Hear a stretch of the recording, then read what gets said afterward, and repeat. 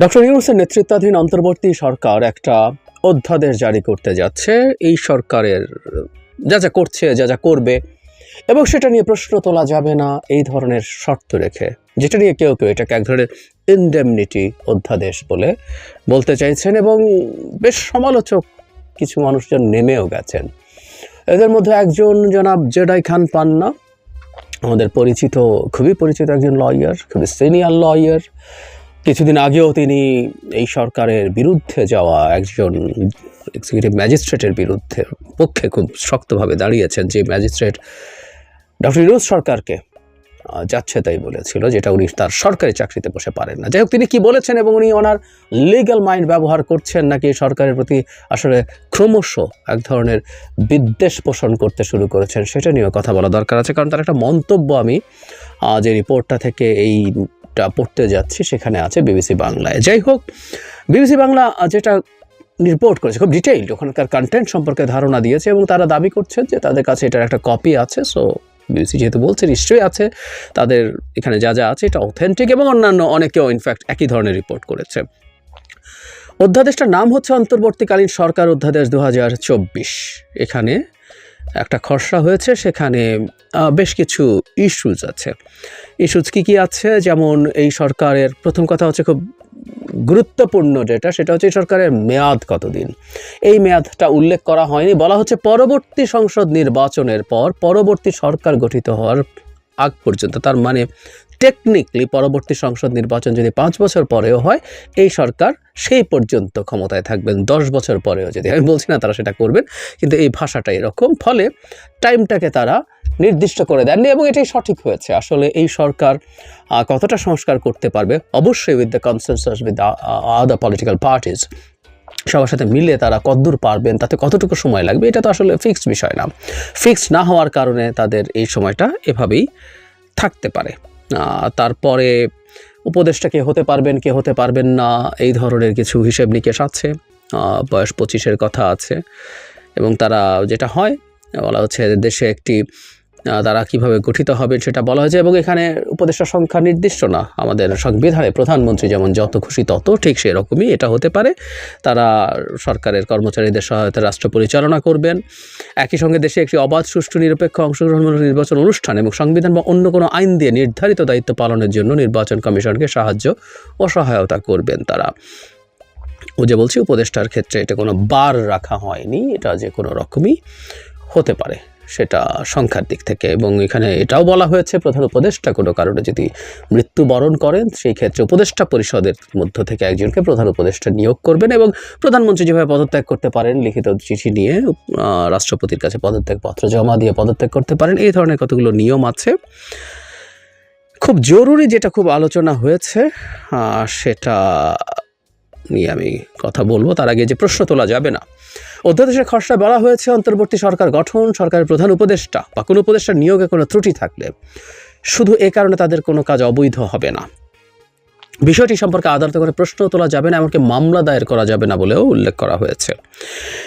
অধ্যাদেশের খসড়ায় আরও বলা হয়েছে যে সংবিধান ও আপাতত বলবৎ অন্য আইনে ভিন্নতর যা কিছু থাকুক না কেন, অন্তর্বর্তী সরকার গঠিত হওয়া এবং নতুন সংসদ গঠিত হওয়ার পর প্রধানমন্ত্রী যে তারিখ কার্যভার গ্রহণ করবেন, সেই তারিখের মধ্যবর্তী সময়ে অন্তর্বর্তী সরকারের প্রয়োগ করা সব ক্ষমতা, অধ্যাদেশ, বিধিমালা, প্রবিধানমালা, জারি করা প্রজ্ঞাপন, আদেশ, কর্মকাণ্ড বা গৃহীত ব্যবস্থা আইনানুযায়ী যথাযথভাবে প্রয়োগ করা হয়েছে বলে গণ্য করা হবে। সুপ্রিম কোর্ট বা অন্য কোনো আদালত বা কর্তৃপক্ষের বৈধতা সম্পর্কে কোনোভাবে প্রশ্ন উত্থাপন বা একে অবৈধ বা বাতিল করতে পারবে না। এটা নিয়েই প্রচুর আলোচনা, আমি সেই জায়গায় আসব। আরেকটা খুব আলোচনার জায়গা আছে, জরুরি অবস্থা প্রধান উপদেষ্টার হাতে। প্রধান উপদেষ্টার পরামর্শ গ্রহণ বিষয়ে খসড়ায় বলা হয়েছে, বিদ্যমান অন্যান্য আইনে যা কিছু থাকুক না কেন, অন্তর্বর্তী সরকারের সময় প্রধান উপদেষ্টার পরামর্শ নিয়ে রাষ্ট্রপতি কাজ করবেন। এক্ষেত্রে জরুরি অবস্থা ঘোষণার বৈধতার জন্য ঘোষণার আগে তাকে প্রধান উপদেষ্টার প্রতি স্বাক্ষর নিতে হবে। এই জায়গাটা খুবই সিগনিফিক্যান্ট, এবং আমি এটা নিয়ে কথা বলবো। এটা নিয়ে অনেক আলোচনা করছিলেন। আচ্ছা, এখন এটার প্রসঙ্গে আমি যে কথাটা বলছিলাম, যে জনাব জেডাই খান পান্না যে কথাটা বলেছেন, সেটা নিয়ে একটু কথা বলা দরকার। তিনি বলছেন, বলা হচ্ছে অন্তর্বর্তী সরকার ও তাদের কাজকর্ম নিয়ে কোনোভাবেই প্রশ্ন তোলা যাবে না, কিন্তু কেন? প্রশ্ন করা না গেলে তো বলতে হবে এটা ইনডেমনিটি বা দায় মুক্তি। তারপর তিনি বলছেন আরও, আমি তো মনে করি এটার কোনো দরকার নেই, তারপরও তারা এটি চাচ্ছেন কেন? তাহলে কি ধরে নিব যে তারা বুঝে শুনে এমন কোনো অন্যায় করছেন বা করতে যাচ্ছেন যার কারণে এমন অধ্যাদেশ জারি করার কথা ভাবতে হচ্ছে? প্রশ্ন করেন তিনি আরও বলেন, খুবই বিদ্রুপাত্মক ভাষায় বলছেন, এটা অনেকটা নিজের চরিত্রের বিষয়ে নিজেই সার্টিফিকেট দেওয়ার মতো অবস্থা। আমি এটাকে ইনডেমনিটি মনে করি, এর আগেও কোনো ইনডেমনিটি টেকেনি, এটাও টিকবে না। প্রথমত আমরা কয়েকটা বিষয় একটু আলোচনা করে নিতে চাই, এটা আসলে কেন। এবং উনি যে দাবি করছেন যে সরকার কোনো অন্যায় করতে চাইছে, ওনারা কি অন্যায় করতে চাওয়ার কারণ এটা হচ্ছে, মানে জেডাই খান পান্নার মতো মানুষ, যার আইনের জ্ঞানের কোনো অভাব আছে, এটা মনে করার কোনো কারণ নেই, সেটা যথেষ্টের বেশি আছে। আসলে আমরা একটু আলোচনা করলেই বুঝবো যে ইনডেমনিটিটা সরকার কেন দিচ্ছে। ইনডেমনিটি যদি বলিও, এই অধ্যাদেশটার উদ্দেশ্যটা কি। এই সরকার যখন ক্ষমতায় এসছে তখন এটা সাংবিধানিক সরকার, একটা গণ অভ্যুত্থান হয় একটা সংবিধানকে ডিফাই করে, এটার বিরুদ্ধে গিয়ে, ফলে যে সরকারটা তৈরি হয়েছে, যে সরকারটা এখন এইভাবে ক্ষমতায় আছে, এটা সংবিধানে ছিল না। কিন্তু এটা বৈধ সরকার কিনা, এটা শপথ নিতে পারে কিনা, এটার জন্য রাষ্ট্রপতি, আমরা অনেকেই জানি, সংবিধানেরই 106 অনুচ্ছেদ অনুযায়ী আপিল বিভাগের রেফারেন্স নিয়েছিলেন এবং সেখানে তারা এটাকে বৈধ সরকার বলেছেন এবং বলেছেন যে এটা শপথ নিতে পারে। পালিয়ে যাওয়া একটা দেশের প্রধানমন্ত্রীর ভ্যাকিউমে একটা সরকার আসতে হবে, কিন্তু ঘটনা সেটা না। এই সরকার আসলো, এর পরে আসলে বহু ক্ষেত্রে, বহু সময়, বহুভাবে সংবিধান এবং অনেক আইনের ব্যত্যয় হবে। যেমন প্রধানমন্ত্রী এরকম উল্লেখ করা প্রচুর আইন আছে, প্রচুর জায়গায় সংবিধানে প্রধানমন্ত্রী লেখা আছে, অনেক জায়গায় প্রধানমন্ত্রী লেখা নাই কিন্তু প্রধানমন্ত্রী লেখা আছে, আমি সেই জায়গায় আসবো। সংবিধান লঙ্ঘিত হবে, আইন লঙ্ঘিত হবে, সুতরাং এই সরকারের বিরুদ্ধে পদে পদে লোকজন সব সমানে কোর্টে যেতে থাকবে। এটা কেমন হবে? এটা বিশেষ পরিস্থিতি, রাষ্ট্রের বিশেষ পরিস্থিতিতে বিশেষ ব্যবস্থা হিসেবে এটা লাগবে, সো দ্যাট এই সরকার অন্তত যে সময়টা ক্ষমতায় আছেন তাদের সময়ের মধ্যে যাতে এই ধরনের অনাকাঙ্ক্ষিত ডিস্টারবেন্স না হয়। একটা উদাহরণ দিই, এই সরকারে তো 3 মাস পার হয়ে গেছে।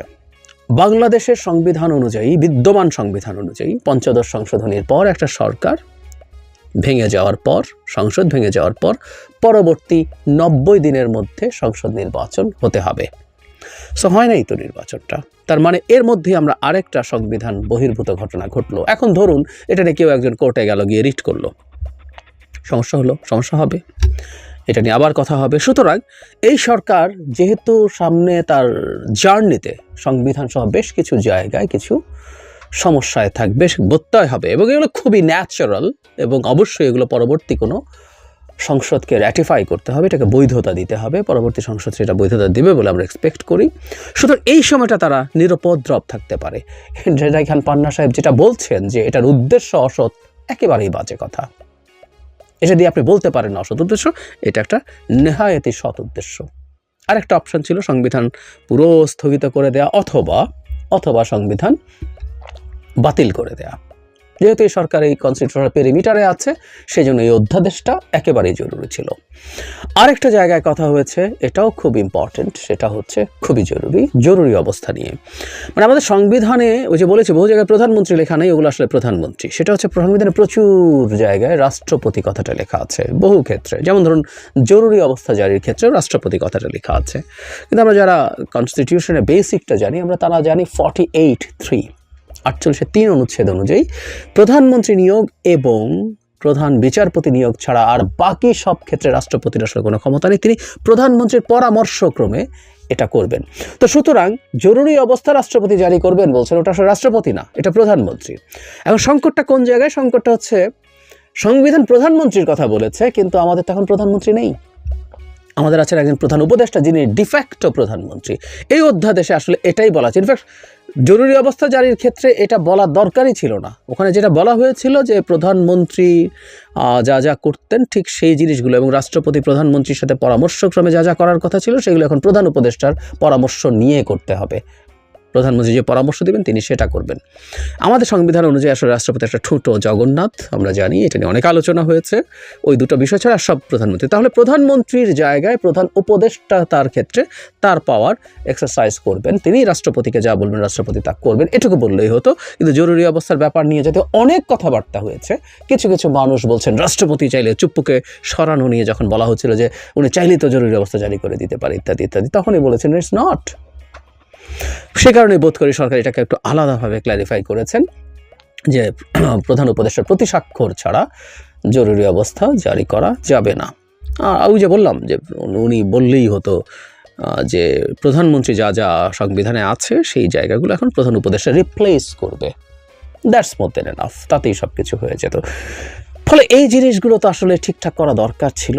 এটার একটা legal framework at least to prevent any sort of harassments, কোনো রকম অবস্টিকাল যাতে তৈরি হতে না পারে সেটার জন্য হয়েছে। এখন কেউ যদি মনে করেন যে ইন্ডেমনিটি টেকে নাই, যেন পান্না যেমন মনে করছেন টিকবে না, এরপর বিচার করবে, যদি হয় সেটা পরের কথা। এই সময় যে সরকারটা চলবে, এই সরকারটার এই পথটাকে তো স্মুথ করা দরকার ছিল। সুতরাং এটা একটা এসেনশিয়াল ইন অর্ডিন্যান্স, এবং এর মধ্যে যে কিছু দায় মুক্তি দেওয়া হয়েছে, কিছু প্রশ্ন তোলা যাবে না বলা হচ্ছে, এটা খুবই বেসিক, খুবই সৎ উদ্দেশ্যে এটা করা হচ্ছে, অসৎ কোনো উদ্দেশ্য নাই। জনাব পান্নাকে যদি এখানে বসিয়ে দেওয়া হতো দায়িত্বে, তিনিও খুব ভালোভাবে বুঝতেন যদি সংবিধানকে বহাল রেখে তিনি এই দায়িত্বটা পালন করতেন।